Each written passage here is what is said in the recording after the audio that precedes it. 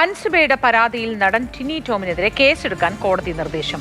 Ernakulam magistrate കോടതിയുടേതാണ് നിർദ്ദേശം. S രാഗിൻ വിവരങ്ങളുമായി ചേരുന്നുണ്ട്. രാഗിൻ, നേരത്തെ പരാതിക്ക് അടിസ്ഥാനമില്ല എന്ന തരത്തിലായിരുന്നു കാര്യങ്ങൾ. ഇപ്പോൾ അൻസിബയുടെ പരാതിയിൽ ടിനി ടോമിനെതിരെ കേസെടുക്കാനാണല്ലോ കോടതി നിർദ്ദേശിച്ചിരിക്കുന്നത്. എന്താണ് വിവരങ്ങൾ? തീർച്ചയായും അൻസിബ നൽകിയിട്ടുള്ള പരാതിയിൽ ടിനി ടോമിനെതിരെ കേസെടുക്കാനാണ് ഇപ്പോൾ കോടതി നിർദ്ദേശിച്ചിരിക്കുന്നത്. എറണാകുളം മജിസ്ട്രേറ്റ് കോടതി 7-ന്റേതാണ് ഉത്തരവ്. ഉത്തരവിന്റെ മറ്റ് വിശദാംശങ്ങൾ പുറത്തേക്ക് വരേണ്ടതായിട്ടുണ്ട്. നേരത്തെ ഇത് സംബന്ധിച്ചുള്ള പരാതി അൻസിബ എറണാകുളം കടവന്ത്ര പോലീസിൽ നൽകിയിരുന്നു. ഇതുമായി ബന്ധപ്പെട്ട് പോലീസ് ഒരു പ്രാഥമിക അന്വേഷണവും പരിശോധനയും ഒക്കെ തന്നെ നടത്തിയിരുന്നു.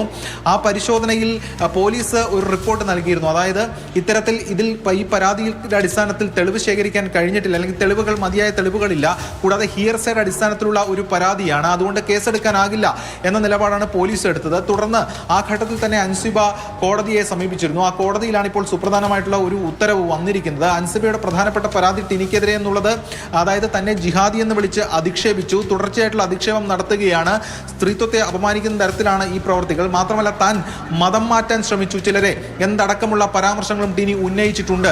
അത് മറ്റുള്ളവരിൽ നടക്കം തനിക്ക് അറിയാൻ കഴിഞ്ഞിട്ടുണ്ട്.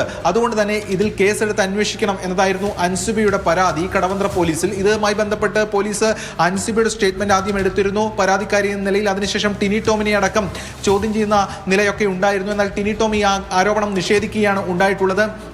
ഇത്തരത്തിൽ ബോധപൂർവ്വം കെട്ടിച്ചമച്ച ഒരു പരാതി എന്നതായിരുന്നു ടിനി ടോമിന്റെ വാദം. അതോടൊപ്പം തന്നെ പോലീസ് ഇതുമായി ബന്ധപ്പെട്ട മറ്റുള്ളവരുടെ അടക്കം സ്റ്റേറ്റ്മെന്റ് രേഖപ്പെടുത്തിയിരുന്നു. അതിനുശേഷമാണ് ഒരു പ്രിലിമിനറി എൻക്വയറി നടത്തിയ ശേഷം ഒരു റിപ്പോർട്ട് പോലീസ് സമർപ്പിച്ചത്.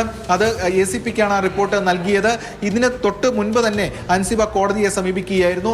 അൻസിബ മറ്റൊരു പരാതി പാലാരിവട്ടം പോലീസിൽ ഇതിനിടെ കൊടുത്തിട്ടുണ്ട്. അത് ശ്വേതാ മേനോനും അതോടൊപ്പം തന്നെ ലക്ഷ്മി പ്രിയയ്ക്കും മറ്റുമൊക്കെ എതിരെയാണ്.